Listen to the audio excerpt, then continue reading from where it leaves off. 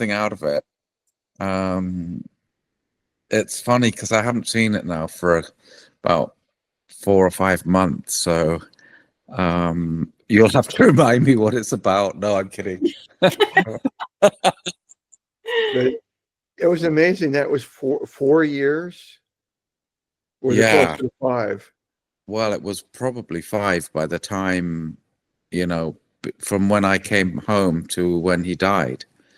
Luckily, he died just before COVID began. So, I think he would have really struggled with the whole idea of COVID and wouldn't have understood why on earth we have to do, or either he would have got incredibly paranoid and, not wanted to see anybody. I don't know.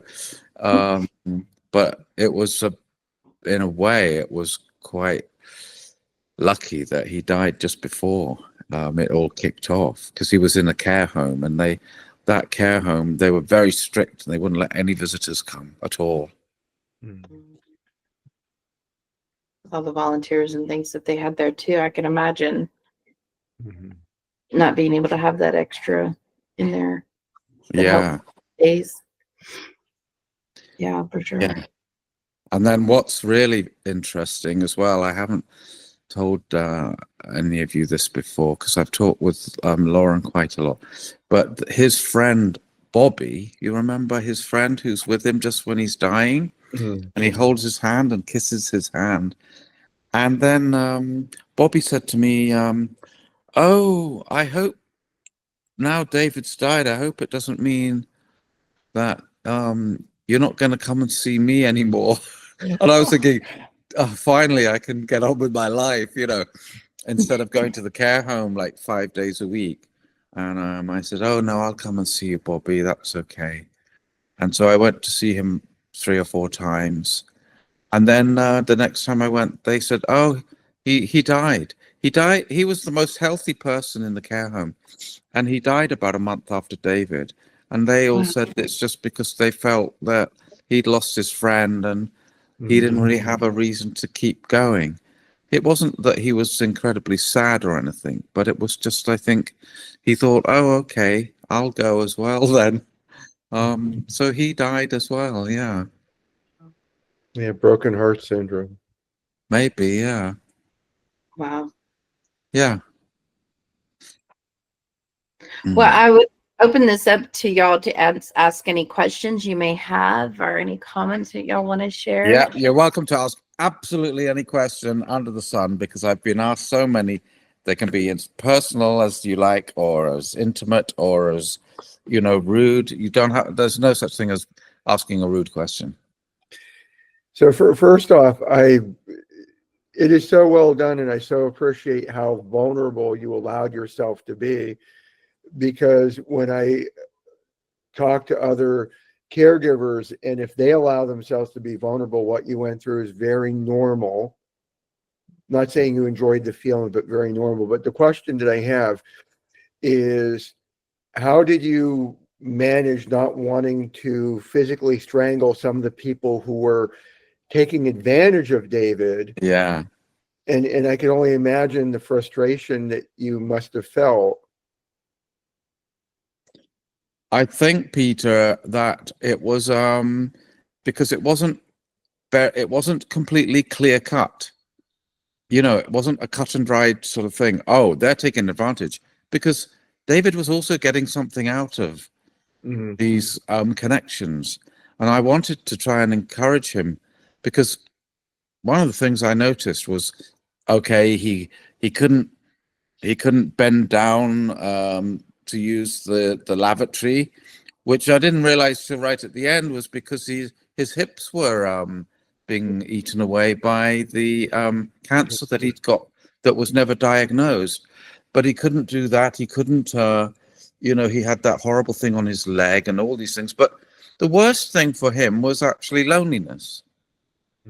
And I think that was the one thing that he would, nothing mattered as much as just having people around that he could talk to and enjoy the company of.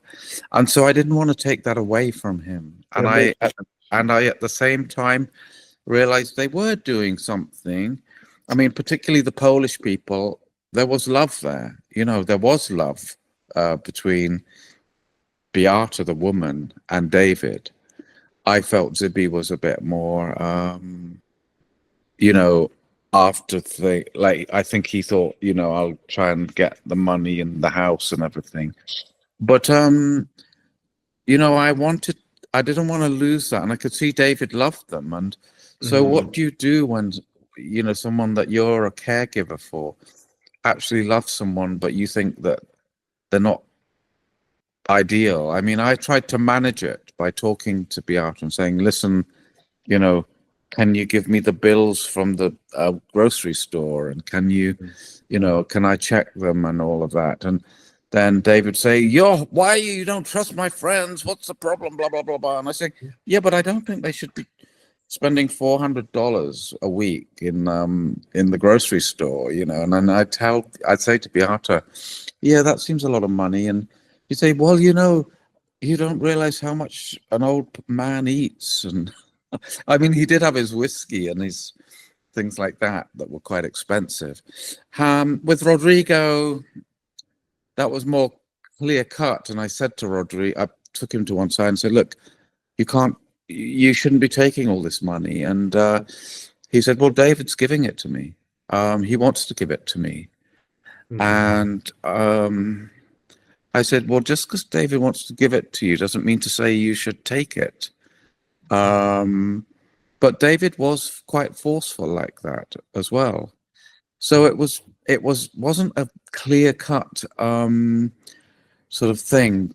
And, you know, a lot of people, it helped me when my friends came along, or towards the end, my sister came along and said, oh, you know, they're taking advantage of David. That's not right. But I know so many people who are caregivers, and they've got people that help them out, like the editor of the film. You know, while she was editing the film, her mother had to have, well, she had gardeners who were meant to be, you know, mowing the grass and everything. And she said, oh, the garden's in a right mess. They never do any gardening. And she's giving them all this money, and the grass is right up to your waist, and, you know, there's weeds everywhere. And it was really because her mum was saying, oh, don't worry about the garden. Come in and have some tea. And so they were just sitting there, you know, basically they're being paid to sit and have tea and talk to the mum. And that was because of loneliness. It wasn't, the mum didn't care about the garden anymore. And so it was difficult to know what was right. But my friends would sometimes say, oh, that's out of order. They shouldn't be doing that. You know, you should stop them from doing that. Whereas quite often it sort of became normal for me that, you know, they were taking advantage of him, and he kind of wanted that. The other thing with Rodrigo was, you know, I showed the film to in Dublin, and this gay guy came up and said, oh, an older gay guy, and he said, oh, I've, you know, I had a young Brazilian friend exactly like Rodrigo, and he said, I was quite, you know, if they had the money, who wouldn't want to pay, you know, to sort of feel in love like that? David did feel, it was like a sort of adolescent teenage love affair where David was saying, oh, he's just marvelous, oh, you know, and it would drive me up the wall because I was doing all the boring things, and he'd just, like I say in the film, he'd go and get some croissants from the local store on the corner, and then David would go, oh, what heavenly croissants, they were so delicious, oh, he's amazing. And I think that I want to strangle Rodrigo. He's getting all the glory. Yeah, but that's families, isn't it? Because often you take your family members for granted, and it doesn't mean that they don't love you any the less. It just means that suddenly a new bright shiny person comes along, and Hey, that's much better than your boring old nephew. I'm curious as to what things you found. It seemed like he was kind of hiding money throughout the house, probably. When having the fire, what discoveries more did you maybe make? You mean in all his belongings, like in his things? And all those different, I mean, I know with my grandfather, we found stuff in books and Oh, Bibles and paperwork. It was just it was everywhere. And we're like, what the yeah, heck? yeah. Well, I did find things he'd written, little notes and things, and I found that very moving. But a lot of it was burnt, and perhaps we didn't go through it as with such a fine tooth comb as we could have done, because we didn't have anywhere to store all this stuff, and so a lot of it did just get thrown away. Although I did try to keep things like letters and notebooks and anything, but loads of ordinary books, they were charred, and so we threw them in those dumpsters without going through them page by page. But occasionally you'd find something, like that boy finds a picture of David as a soldier, and so we saved all those things. I found a very moving letter. Well, yeah, it was a letter that David had written to a gay newspaper back in the 80s, and it said something about how he's finally come out at the age of 55 or 58 or whatever it was, and it was the best thing he's ever done, and he's very pleased that he did it, and it's a huge weight off his chest. And he'd sort of written to this local gay paper about that, and then he'd also written a poem, which was a very sad poem about and I didn't really know didn't know that he wrote poems, but it was a poem to some maybe real man or imaginary man, and it was saying how he was too shy to sort of tell this person that he was attracted to him. And it was just a very sad thing, because David wasn't a shy person by nature, was he? He was quite outgoing and sort of vivacious. And so I thought, oh dear, poor old David, But he didn't really want to have a partner. He always said he was much happier having friends, really, than having. He wouldn't have wanted to have a partner or get married or anything like that. Wow. Laura? You're muted, Laura. Yeah. So my question is, Simon, with David moving, or Bianca and her partner and all the dogs and everything, when the house burned down, did it get as chaotic as David's original place, or did they keep it clean and more, normal, I guess? Well, there wasn't so much clutter, so that made things a little easier. Because David had 5 televisions. Only one of them worked, but he would never let me throw away the ones that didn't work, because he'd find them useful as things to sort of prop his arm on when he was walking or something, or hang a coat on. He goes, "Don't know, can't throw that away. That's where I hang my coat," that sort of thing. So we didn't have all the clutter, but it did get messy. And so I had to get my friend to come in and help clean up. There's a scene in the film, I think, where where he's cleaning up the all these, pieces all from these his issues. bedroom But they were only there really for about 3 months, so there wasn't time for them, for it to get too messy. But David was a bit, because he couldn't move around, you see, and he was stuck in that chair. a lot of the time. I mean, he spent his whole Yeah, he life couldn't go in get more stuff. no, but he was always asking me to get more and more stuff. And then I'd sort of say, well, I'd just get him one pair of scissors or one of the, and then we'd have a bit of a fight about that. And I said, but I can get you another one when we lose that one. So it wasn't too bad in that flat, luckily. Mm. Yeah. But hoarders, I don't know if you know any hoarders. Oh, I know so many. And I'm just going through my own mom's stuff. Yeah. My mom has been passed 3 years ago. I'm Oh, just now, well, I've gotten rid of a lot, but I'm now going through more papers, shredding them. So yeah. Yeah. Well aware. Yeah, so it's difficult because all the good things are mixed in with all the rubbish. So you have to literally go through everything. And I do think it's a kind of illness, probably.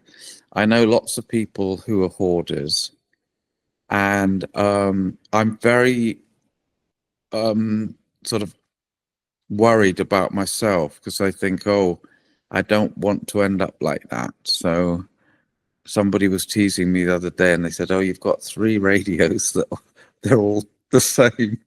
And it was almost like an echo of Uncle David. I said, well, I've got one for the bedroom and one for the living room. And then I've got another one in case one of those breaks. And I thought, oh my God, I sound exactly like Uncle David. But I've tried to, sometimes I throw things away or hand things away to a charity shop, or what do you call them, a thrift shop.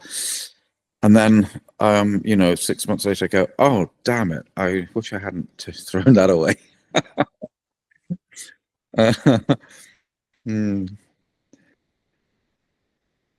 So. I've definitely been there myself. I love getting rid of stuff. And Me then too. later I realized, should I really have gotten rid of that? But I've figured out a better way of sorting through things, because the first time I realized that, wow, I really need to get rid of stuff I don't need is when I moved across country, and I had to downsize quite a bit. And now twice a year I go through my stuff and I think, like, have I used this in 2 years? Have I worn this in 2 years? Yeah. And that excludes things that have sentimental value that I know that I don't want to get rid of, like things that belong to my grandmother or other people that are no longer here, that hold value to me in that sentimental way, or things like that. But I mean, if I've got like a pair of shoes that's been up in storage for 5 years, do I really need those shoes? No, I don't need those shoes. I haven't worn them in 5 years. What amazing thing is going to come up where I'm going to take them out after 5 years and go, today's the day. I'm going to wear these shoes. And I so, know, I feel like that. oh, it's hard because I mean, I do have things that just sit. Like I've got 2 pairs of hiking boots and I don't use them all the time. No, because I live in the city. When am I going to use them? But you know what? I'm going to go on a road trip this summer and I'm going to go out in nature and I will take those boots out again and I will use them. But there are exceptions, but for the most part, it's like we can look at our stuff and go, when am I really going to use this again if it's been this amount of time has passed? And so with that mentality, it's helped me kind of lighten the load twice a year and get rid of things that I know I'm not going to use. And so, I think yeah, go on. Yeah, my mother was completely the opposite. I moved her in with me for the last few years of her life, and once she knew that she was moving, she started throwing everything away, and things that I wanted to keep, like the blueprints to the house that she lived in since 1955, which my grandfather built for my parents. Oh, I threw those away. I didn't think we needed them. Just everything was gone. But yeah, so I'm the opposite. I'm not a hoarder. because I take after her. But Simon, I didn't have any questions. I just wanted to thank you so much for sharing your experience with us. Your uncle was such an amazing character that it just warmed my heart just to watch your film. So thank you so much for sharing that. He was a joy. Thank you, And I'm Penny. sure he was to you as well. He was, and I wanted to get that across, that double feeling that you have as a caregiver, where sometimes you want to strangle them, Yes. but of course you love them dearly. But I mean, people are like that they say that about their partners, don't they? And they say, and Yes. then teenage children especially, they go, I want to, that's the well, they say when they say, oh, having kids, it's the best thing I ever did in my life. And then Those damn when they're kids. teenagers, they go, these bloody teenagers, I just want to strangle them. I just wish, oh God. And so what I find really interesting, because I was like that with David, and I wanted to try and get that over in the film, that on the one level, here's something you really don't want to do. Nobody's going to put the hand up and say, who wants to look after their uncle? I'll do it until they die, Yeah, I'll do it. But the thing is that you do these things, and actually they give you so much back in return. And at the time, you don't necessarily realize it as much as you do when you look back after a year or two and you go, God, yeah, that was really quite a really profound, meaningful experience, and it's really fed into my understanding of what I think is important in life. And for me, caring and loving, it's the most important thing, isn't it? Absolutely. I really understood when like religious people talk about love and love this and love, and you're like, give it a break. Or when you're listening to all these pop songs when you're young, and they're all about love, although they're usually about kind of romantic love, aren't they? But love is the most important thing, and caring for people, and all the other things, like being a filmmaker. People go, oh wow, your film was in to the festival so and so. Oh, it played in Film Forum. How? Oh, you went to LA. Oh, you did this. Actually, it doesn't really mean very much compared to the very sort of dull sounding idea of just caring and loving people. So I Absolutely. learned that. So I'm not I agree chasing off. 100%. Yeah, good. Thank you. Thank you, Penny. So we got anybody else that would like to say anything? We've got Laura? Oh, Laura. So, Simon, how did you convince David to film him? Do you know any actors? Do I know any actors? Yeah, because you have to convince them that, no, I'm not going to film you. I'm not bringing the camera. We have to actually cut your toenails today. We're not doing the filming. Because the thing that I discovered about actors, and I do know quite a few now, is that they never feel more alive than when they're performing in front of an audience or in front of a camera. And that's why I started filming him in the first place, because he said, oh, why don't you? He said, oh, Rodrigo's brought his camera in, and we've been doing some filming, and he's great. He's really talented. Not like you. He didn't say this, but this is what I thought. I was like, oh, not like me then. And I'm actually have had a few movies, that have done, they've been on BBC and stuff like that, unlike Rodrigo. But it's all coming out now. You've opened up a wound here, Laura. Good. Well, I mean, I just, But the thing is, so David would say, why don't you bring your camera? So I'd take my camera, and then, he'd just do his Hamlet speeches and things like that. And I'd say, I didn't think I'd ever turn it into a film, but we got on really well, and it was fun. We had a lot of fun when we did all of that. And he turns into this sort of even actors find him a little bit over the top because he'll do all these kind of actor type Was he an actor exercises. in his early age? He was, yeah, when he Oh, okay. Because yeah. my dad was an actor, so I did. I do know Yeah. a lot of actors. Yeah. So My he dad was was in the theater, so yeah. yeah. And you see, I think when he went to that old people's home for the actors, I think he thought they'd all be putting on plays and stuff. And when we got there, it was a little bit disappointing because they were all, quite sort of tired and old people sitting in these wingback chairs, sort of waiting for they do cocktails in the what's it called, prosecco, and they'd say, oh, would you like some bubbly? And they all spoke like that because that's how actors speak to each other, like that.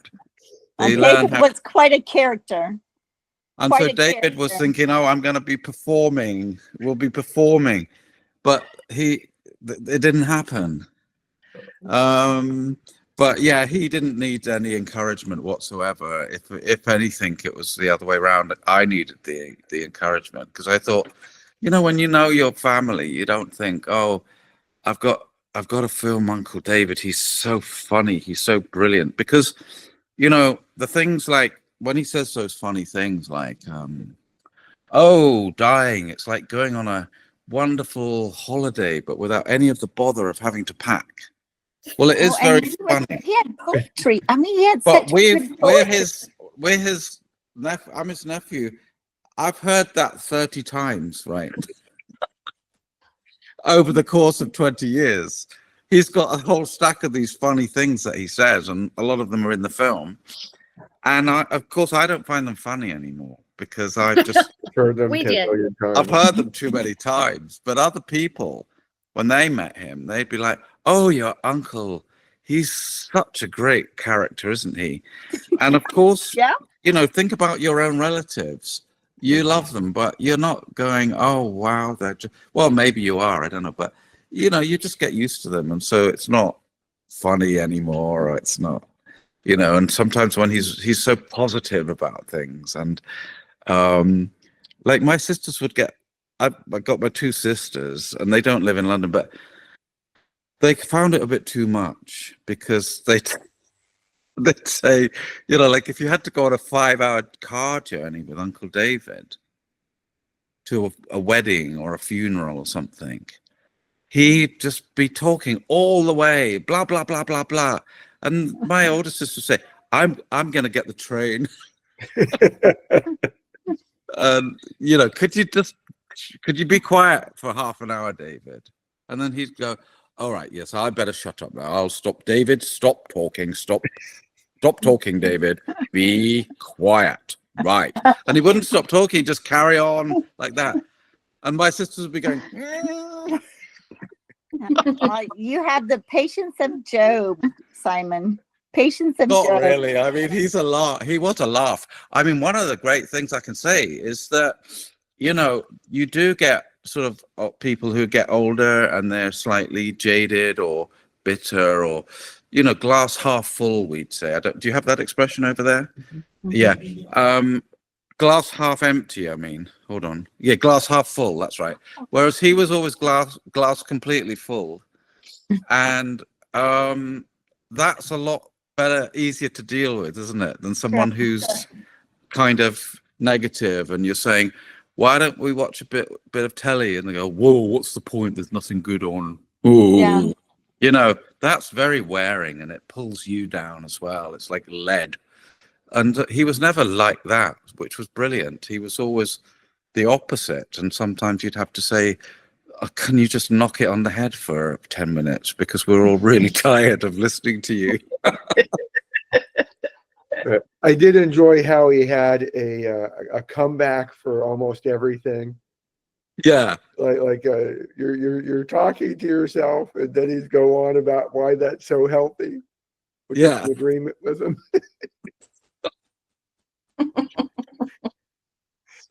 I know, yeah. The other interesting thing about when people die is how you can also value them a lot more. I don't know whether you find that, because you're all thinking about, you're involved in thinking about death a lot. And I think I've got a friend who, she used to fight with her husband all the time and go, oh, in front of him, she'd be saying, oh, I hate him. He's a nightmare, blah, blah, blah, blah. I wish he'd go off and have an affair with some other woman, because he's just doing my head in. And then when he died, I sort of,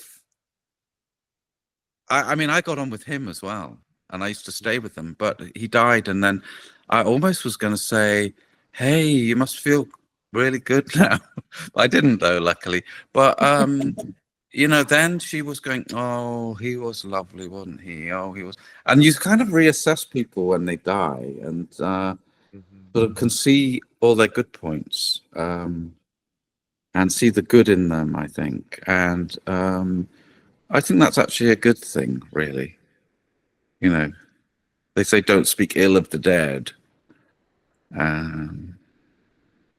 Yeah. Sometimes even your relationship with them grows and can become better than when they were alive. The appreciation is Yeah. better than when they were alive. I've had that happen in my own life as well, where I've had kind of a rocky relationship with someone and then they die, and I'm like, well, we're friends now, because I talk to them all the time and they don't really talk back, and so it's a great relationship. And it can be whatever you want it to be at that point. You can just look at all you can remember all the good things about them and not have to think about the other things, because they're not pressing and they're not part of your daily routine. So you do get to focus more on those positive points of that person once they're no longer with you. Peter. So Simon, I love when there's deep conversation, and I'm just reflecting back on your point of view when you have all these different relationships that David was involved in. And I asked my question about like the frustration with, are they taking advantage or not? But you looked at it from the very deep human element, like he was receiving something in return. And then you also brought in that story about, was that your mother with the grass in the gardeners, or is that another? That was my editor's mother. Okay, your editor's mother with the grass, and like, oh, she's actually paying them for the company versus cutting the grass. Yeah. And so she's receiving something for that. It may not be what other people like. It may not be the black and white, but it's the human relationship. So I really appreciate your making me think of the deeper human meaning than black and white, for lack of a better word. So thank you. Well, yeah, I think we are, in a way, trained to see things in a very black and white way. Mm-hmm. And I think rarely are things black and white. I mean, I'm often tempted to see things in black and white myself, but usually when you look at things, they are sort of complex and grey, aren't they? And that's what suddenly it becomes a lot more interesting then. But I don't have I don't hold any resentment for any of those people. I actually think, it was nice for David, but I had to manage it in an uncomfortable way. And, I had to stop them from going to the care home, which I didn't really, I wish I hadn't had to do that. But I felt that if they went to the care home, David would have ended up feeling sorry for them and saying, I'm going to give you everything. And then, he wouldn't have been able to pay for the care home then. Or they might have said, we want you to come back to the burnt house again. And then it would have just been a real headache for me. And David would have probably died quite quickly because it was cold there. And did you notice that when he went to the care home, suddenly he looked a lot better looked after, he was all shaved and his hair was washed and he was wearing nice clean clothes, and I think it was a lot more comfortable for him. Did he wear clothes? Did he wear Sorry? clothes? Because I thought he was naked pretty much throughout all of it. Well, the funny thing is that sometimes they made him wear clothes in the care. Okay. They said, "I'm not coming in. We're not going to give you any lunch until you put Oh, some if you can clothes." put some clothes on. And he'd say, Sorry, I just had to comment on that. and he'd swear, which I won't repeat, but he'd go, "Oh, for goodness sakes, what's the matter with you people? You're nurses, for goodness sake. You come in and wipe me, my naked body, Right. and you can't see me naked. What's the matter with you?" He sure loved being naked, didn't he? Oh, he loved it. Yes. I wanted to say, though, the other side of that, Peter, well, both of you, is that you also don't want to take away their agency. He didn't have dementia. He knew what he was doing, and I think he knew there was some sense of being taken advantage of, but he agreed to that because he got what he wanted out of it. So Yes. it's kind of a fine line there. The other complexity, Penny, which you've made me think about, is when you say somebody's, got agency, there's also that idea that if you're a caregiver, then what is good caregiving? What is that? What is advocacy?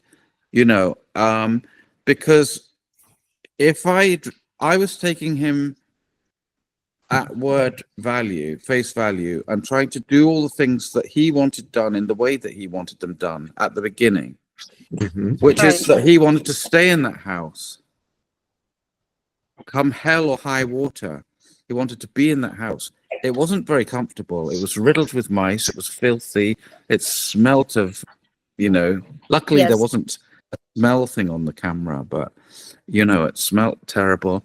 And it was full of rubbish and a fire hazard. So a lot of, like, say if a social worker had come along, well, they did come along and they said, well, it's his own house. He can do what he likes. But, somebody could have come along and said, I got the fire brigade to come because I thought they will say, you've got to change things. So I went to the fire station and I said to the guys down there, listen, can you turn up?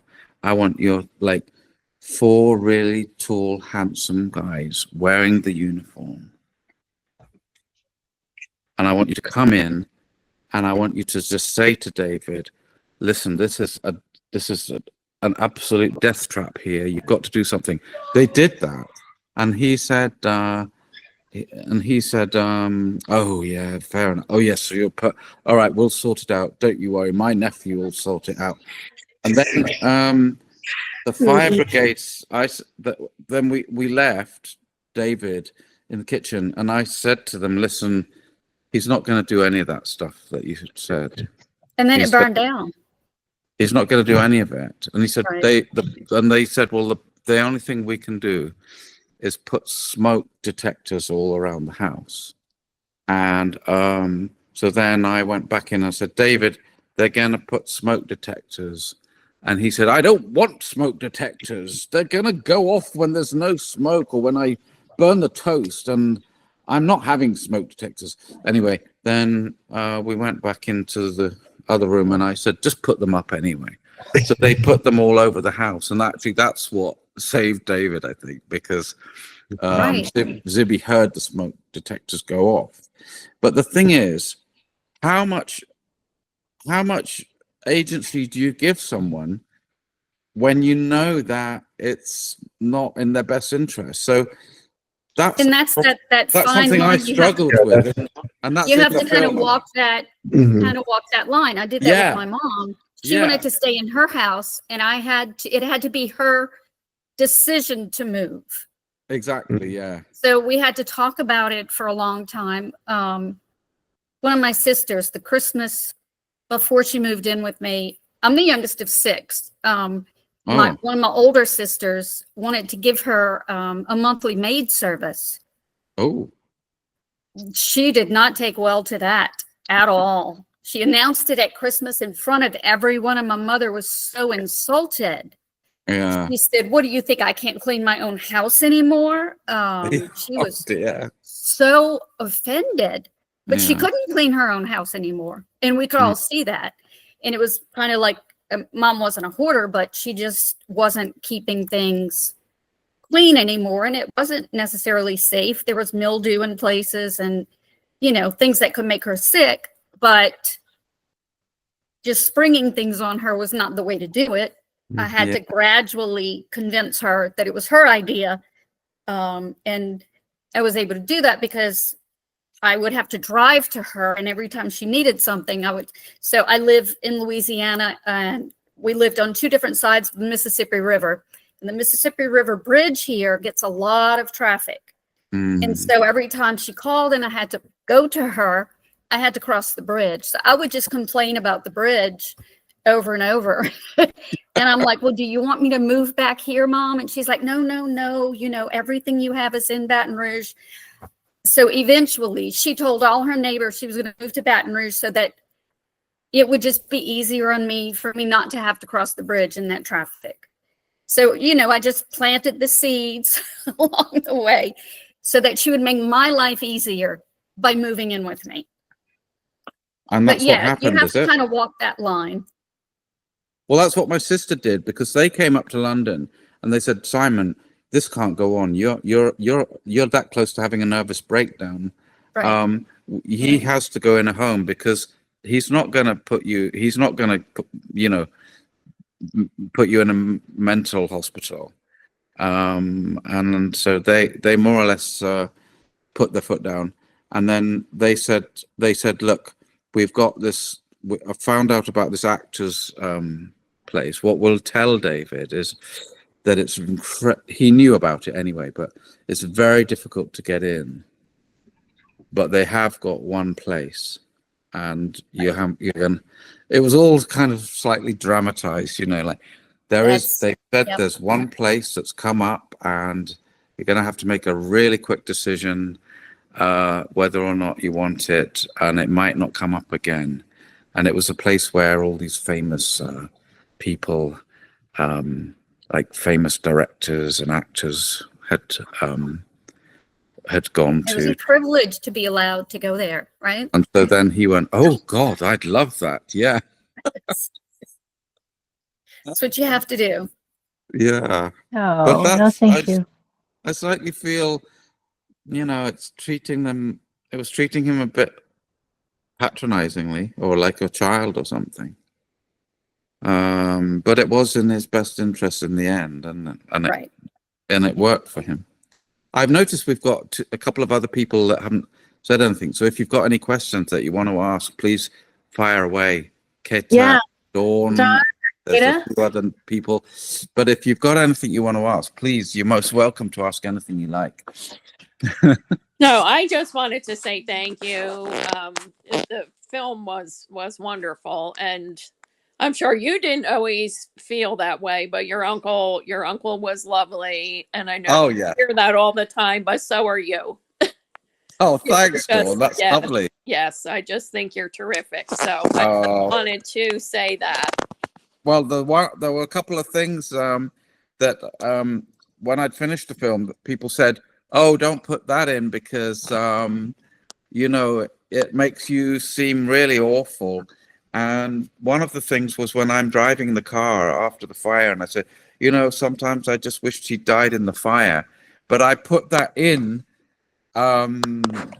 deliberately because I know that caregivers often do feel they feel like that, even though you love someone. And I wanted to be honest. I didn't want it to be a sort of sugar-coated version of what it's like to be a caregiver. So that's why I also put in all the kind of negative things and the struggles and all of that. Is that a real beach you're on, or is that just a picture? No, it's just a picture. I wish it was Oh, I real got beach. jealous That then. would be nice. No, I live in New Jersey, so Yeah. But yeah, no, I think it's great that you were honest. And I think that anybody that's ever been a caregiver has probably had those same feelings. So Yeah. it was great that you were honest. Thanks, Kate. Kate is off, I think, can't you?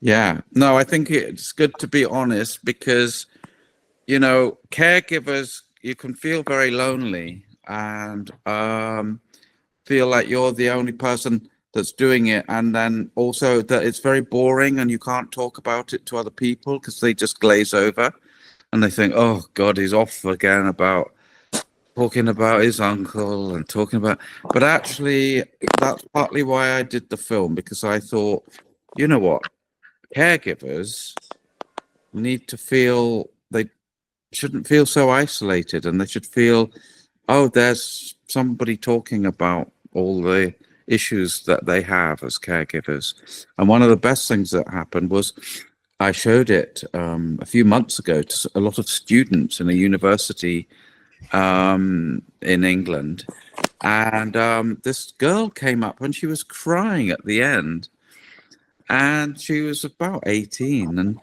she said, came and gave me a big hug and said, I've just got to say, you know, I've been looking after my father since I was 7 years old. Mm. And you've just moved me to tears because it's just got all the things in it that I've had to deal with over my whole, you know, all her life she'd been doing that. And I thought, wow, that's a nice thing to have done, to make her feel all those feelings that you have, that you want to kill them, or no, that you wish, sometimes wish they were dead, or you're annoyed with them, but you love them. It's quite a confusing sort of landscape to try and pick apart, isn't it? But that's what unconditional love is like saying, you know, I can't stand the certain things, but you're still showing up for the person. Yeah, that's right. Yeah. One of the things that stuck out to me the first time I saw your documentary was that bit of you talking, you know, speaking honestly about how you felt, you know, and in a way that most people wouldn't say, you know, but it's true. And most people that are caregivers can relate to that. I think I had told you the last time we talked that my first experience as a caregiver, I was very young too. I was a teenage girl taking care of my great grandmother who had dementia and helping my grandfather. And I didn't understand dementia when I was that young. I watched my grandmother go from being my grandmother to being really angry and frustrated and upset and forgetful, to being this completely docile, different person who called me nurse. Yeah. And I watched all these stages happen. And yeah, I had those moments where I was like, you know, especially being such a young person and going, you know, how did I get tasked with this? How did I get tasked with, you know, doing this? And so there's a wild Hello. behind me. There's also cats in here right now, so that's the I saw the attraction. cats. Now it's Yeah. children. Now there's a child in here chasing the cats. But yeah, so that really spoke to me, and I thought, you know, wow, thank you for saying that, because Yeah. I felt that way so many times, and I never told anyone that because I Yeah. felt so guilty. At that age, I didn't really understand that that was okay to feel that way sometimes and to feel that frustration. And so years later, as an adult that understands how normal that is, who also is a support person for caregivers, I just felt that personally, and it's me personally is like, yes, thank you for saying that, because I know so many of us need that validation that it's okay to have those things too. Yeah. No, I also think that a lot of the films, because I looked at lots of films and documentaries about old people and about, you know, people getting older, and I kind of got the feeling that there's a cliche of, you know, they're represented as always being kind of sweet, and aren't they? Oh, they're lovely, aren't they lovely and sweet? And I was thinking, wait a minute, my grandmother, who was the most sweet and wonderful, lovely, David's my uncle David's mother, you know, she was so lovely. But actually, she lived till she was 99, but the last couple of years of her life, she was quite grouchy, and she'd have these, you know, she'd shout at us, and we'd go, "Oh my God, Granny, what's going on here?" And so I wanted to also make a film that challenges that idea that, oh, old people, aren't they lovely and they're sweet? Because that, you know, of course they are sometimes, but I mean, we're all sweet sometimes and we're horrible at other times. And I wanted to get that sort of breadth of, you know, I think David had that. Sometimes audiences have said, oh, he really annoyed me. He bugged me. And then other people said, oh, he's great. He's funny. So, you know, I hope to try and represent him in a way where it sort of feels real and it's not just a cliche of a sweet old person. Yeah, I see it all. I see it all. I could see transparency of who David was through your representation of him. And so when you had those moments, I was like, yeah, probably, you know, probably. But of course, he was such an adorable, funny, silly guy, but it's all the time. I don't know, you know, so you're the one taking care of him. You know, like, we're the ones when we're in the thick of it, we're the ones that know everything that goes on. And so it's fair, you know, all the perspectives are, you know, fair game. Well, thank you so much for allowing us to share the film with everybody, and thank you so much for coming on tonight with us. And thank you. It's been lovely talking to you all, and hopefully we'll meet again sometime. But have a lovely have a lovely rest of your life. you. I'm sure we'll be in connection again soon. We definitely will. Yeah. Bye, everyone. Lovely. Bye, everybody. Thank you. It's now midnight here. Ooh, Ooh, the witching hour. Bye. Bye, everyone. See you. Lovely to meet you.